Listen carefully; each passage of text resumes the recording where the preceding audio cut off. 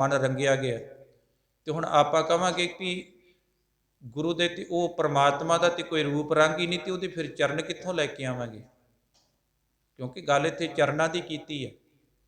ठीक है, जदों गुरु साहिब शरीर करके विचरदे सी उदों सिख उन्हां दे चरणां ते नमस्कारां करदे सी, पर चरण धो के नहीं सी पींदे, क्योंकि कई जगह ते आपां गुरबाणी विच पढ़दे चरण कमल तेरे धोए धोए पीवां, ते कई जगह ते ये भी आपां पढ़दे कि धूड़ी कर इशनान माघ मज्जन संग साधुआं धूड़ी कर।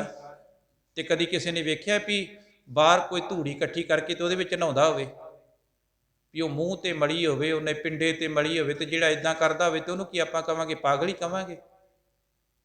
ते जां कोई बाहर जिहड़ी है संगत दे जोड़े धो धो के आखे भी ये गुरु के जोड़े है, गुरु की संगत दे जोड़े है, वो धो के पींदा होवे, आपां कहांगे बीमार होना ही। हुण इत्थे चरण की है? चरण है गुरु दा शब्द। ते धोना की है? अपने मन नूं गुरु के चरणों के नाल जोड़ना है। वो शब्द का जिहड़ा निचोड़ है, वो शब्द का जिहड़ा रस है, वो शब्द के जिहड़े भाव है, गुण है, उन्होंने अपनी जिंदगी दे विच धारण करना है। चरण कमल जाका मन रपै, गुरु के शब्दों के नाल जिन्हां दा मन रंगिया गया, जिन्हां दा मन गुरु शब्द दे विच रंगिया गया, गुरु के गुणां विच रंगिया गया। ते कई इत्थे आउंदे आ, कई गुरुद्वारियां दे विच चलो अपने ते अजे बचाव आ, ते कई गुरु घरां च मैं वेख्या कई भैणां आउणगीਆਂ ते आके ना पीड़े जिहड़े आ ये घुੱਟਣ ਲੱਗ ਪੈਣਗੀਆਂ, आ पावे जिहड़े आ, ते जे पुछीए भी भैन जी ये की, कहंदियां महाराज दे चरण घुੱਟਦੀਆਂ।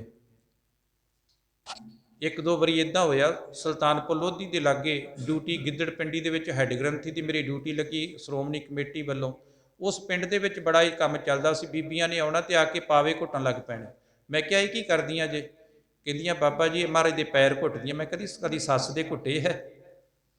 जे सੱਸ बीमार हो जाए कदी सੱਸ दे भी घुੱਟੇ है? ਉਹਦੇ नहीं घुੱਟਣੇ। नहीं कहती सੱਸ ਦੇ ਕਾਹਨੂੰ ਘੁੱਟੀ, ਉਹ ਤੇ ਲੜਦੀ ਬੜੀ, ਉਹਦਾ ਤੇ ਗਲ ਘੁੱਟੂਗੀ, पैर क्यों घुੱਟਾਂ ਉਹਦੇ? जिथे घुੱਟਣ वाली गल है वो नहीं घुੱਟਣੇ, जिथे उन्होंने असीस देनी है। ये पावे घुੱਟਣ ਦੇ ਨਾਲ गल नहीं बननी। ये पावे गुरु के चरण नहीं गए, गुरु का चरण गुरु का शब्द है। गुरु के शब्द नूं अपनी जिंदगी का आधार बनाना है, गुरु के शब्द नूं अपनी जिंदगी दे विच लागू करना है। तो साहिब जी कृपा करदे, चरण कमल जाका मन रापे। जदों गुरु के शब्द के नाल मन रंगिया गया, जदों उन्हां रब्बी गुणां दे नाल मन जिहड़ा सी भरपूर हो गया, तो फिर की होया? सोग अगन तिस जन ना व्यापे। जदों वो रब्बी गुण आ गए तो फिर चिंता कोई नहीं गई, क्योंकि पहला चिंता ये सी ना फलाना इदा काम ना हो जाए, आ इदा ना हो जाए। तो जदों गुरु का शब्द गुरु का ज्ञान आ गया, तो ज्ञान दे विच समझ पै गई। जदों समझ पै गई तो मन के अंदर ख्याल आया भी चिंता तां की कीजिए, जो अनहोनी होए ये मार्ग संसार को नानक थिर नहीं कोई। कादी चिंता करा जदों सारा कुछ ही तो इत्थे रह जाना है। चिंता तो उहदी करा ना भी जिहड़ी मेरी अपनी चीज़ होवे, मिलिया तो इत्थे ही आके ही है ना सारा कुछ आपां नूं, इत्थे ही मिलिया तो इत्थे ही फिर छड्ड के तुर जाना है। ना तो आपां कुछ नाल लैके आए सी ते ना कुछ नाल जाना। बस इन्नी क समझ है गुरबाणी के अंदरों, जदों आ समझ लग जाए ना भी जिंदगी जिउणी है, हस खेड के वधिया जिंदगी नूं जिउणा है। जदों असी चिंता दे विच सोग दे विच उदों जिउणे है जदों असी कहने भी आ चीज़ मेरी किते खुस ना जावे। तो जे मन दे विच इन्ना क नाल ही ख्याल रहे भी तू कित्थों लैके आया सी, तैनूं भी तो कितों मिली है। बंदा कहता भी मेरा घर, तो महाराज कहते ये घर तो छड्ड के तुर जाना। जो घर छड्ड गवावना सो लगा मन माहे। कहते जिहड़ा घर छड्ड के तुर जाना उन्होंने क्यों मन दे विच वसा के बैठा, मन दे विच रब्बी गुणां नूं वसा के बह। अते शरीर भी तेरा अपना नहीं, ये भी थोड़ा थोड़ा समय के नाल इहदे विच भी तब्दीली आउंदी जांदी, बदलदा जांदा है। फिर सोग अगन तिस जन ना व्यापी। फिर चिंता दी जिहड़ी अग दे विच बंदा सड़दा रहिंदा है ना, बंदा यही कहता है ना, आम करके आप किसी के कोल भी दो भैन भरा इकट्ठे होंगे है, कहते बंदा बुढ़ा तो नहीं होंदा, चिंता ही बुढ़ियां कर देंदी है।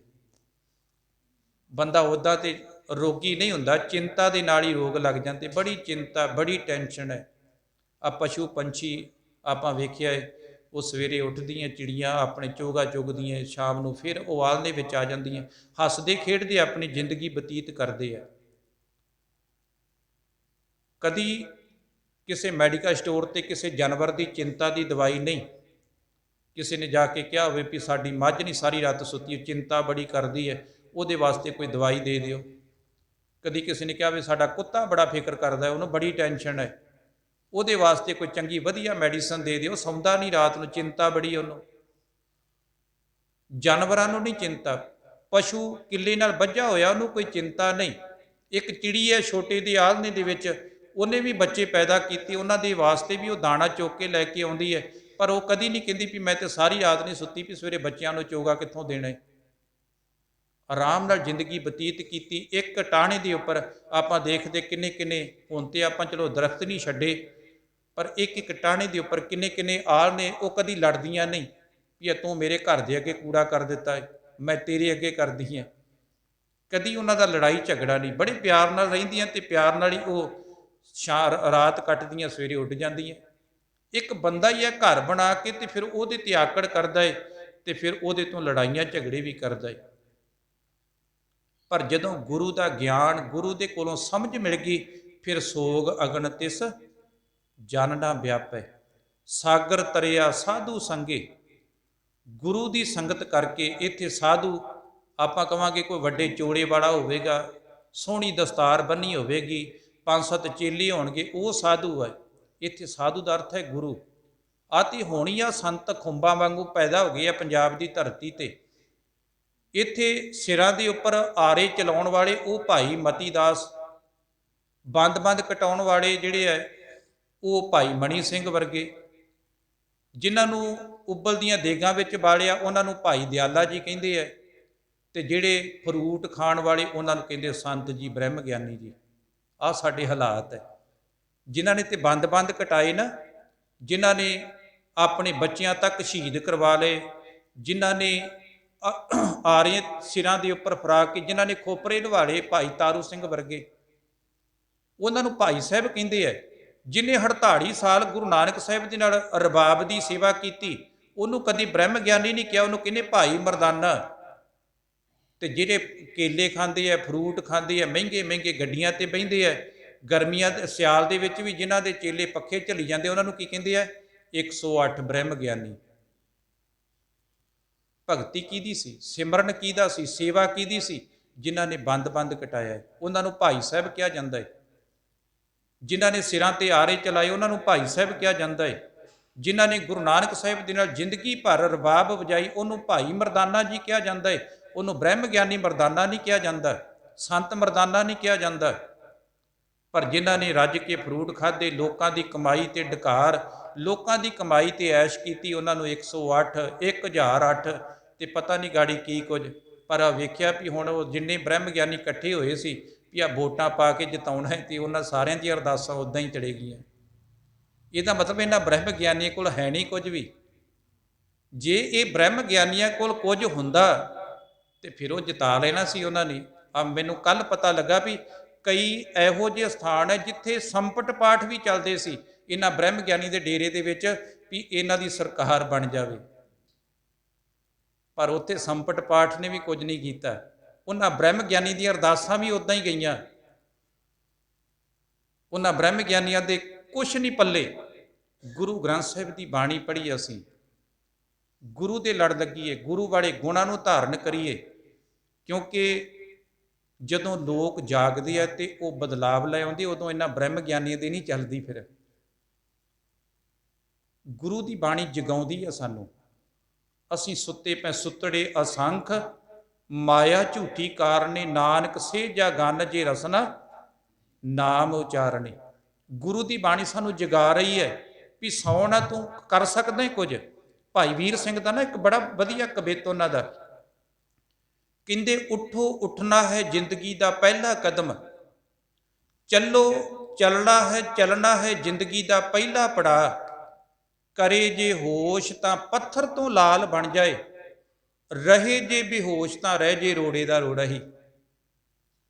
ਕਹਿੰਦੇ ਹੋਸ਼ ਕਰ, ਚੱਲਣਾ ਸਿੱਖ।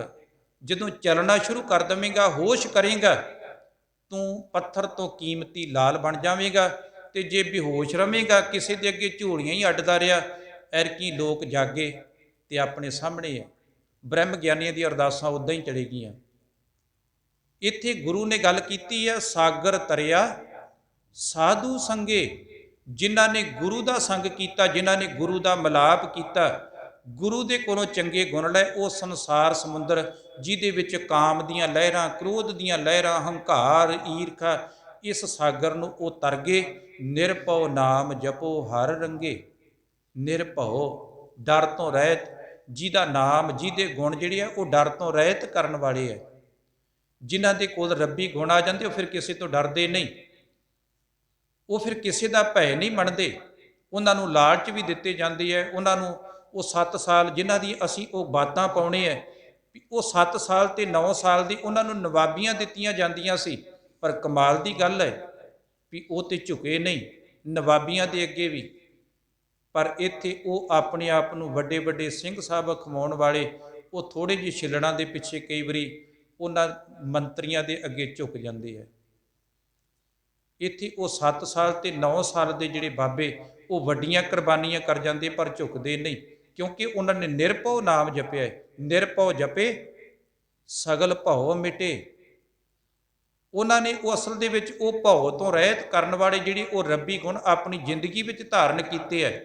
ਪਰ ਧਨ ਦੋਖ ਕਿਛ ਪਾਪ ਨਾ ਫੇੜੇ, ਪਰਾਇਆ ਧਨ ਆਦਿਕ ਜਿਹੜੇ ਵਕਾਰ ਐਬ ਜਿਹੜੇ ਹੈ, ਉਹ ਵੀ ਫਿਰ ਉਹਨਾਂ ਤੇ ਕੋਈ ਅਸਰ ਨਹੀਂ ਕਰਦੇ। ਜਮ ਜੰਦਾਰ ਨਾ ਆਵੇ ਨੇੜੇ, ਜਿਹੜੇ ਭਿਆਨਕ ਜਮਦੂਤ, ਕਾਮ, ਕ੍ਰੋਧ, ਲੋਭ, ਮੋਹ, ਹੰਕਾਰ ਹੈ, ਉਹ ਵੀ ਉਹਨਾਂ ਦੇ ਨੇੜੇ ਨਹੀਂ ਢੁਕਦੇ।